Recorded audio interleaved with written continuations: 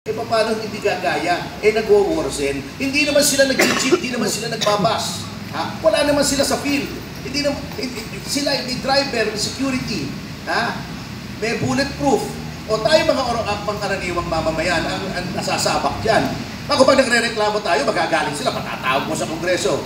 Anong klaseng administrasyon to? Alam nyo, ako, final word na lang to, I feel so passionately about this kasi yung mga nagsasabi diyang loyalista daw sila, kami po hindi namin iniwanan ng mga Marcos, I'm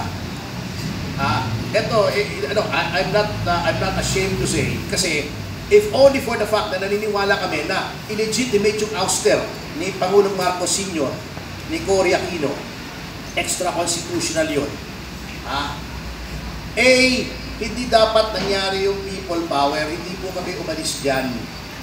We were hoping that someday soon, yung buisit na buisit kaming narrative ng mga dilawan, na diktador si FM, ganito, ganon, etc. ay mabibilay. Sabi namin someday, all lies will vanish. Nagkaroon na ng pagkakataon ma-redeem yung Marcos name nitong anak niya. Anak, no less. How many people have been given that opportunity? Very, very few. Si Pinoy, si GMA, presidente ang ama, naging presidente yung anak.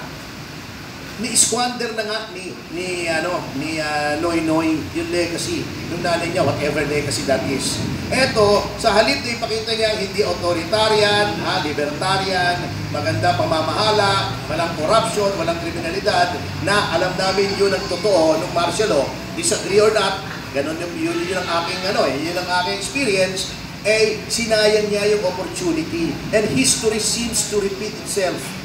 Those of you old enough to know, di ba, one of the issues, hindi ko sinasabi totoo, one of the issues noon against Ferdinand Sr. was yung panghimasok ni Cocoy Romualdez, yung tatay ni Martin. No, history seems to be repeating itself. Mukhang Romualdez na naman nasisira sa Marcos. Nanghihinayang lang ako kasi all along we thought that mako-continue yung dati.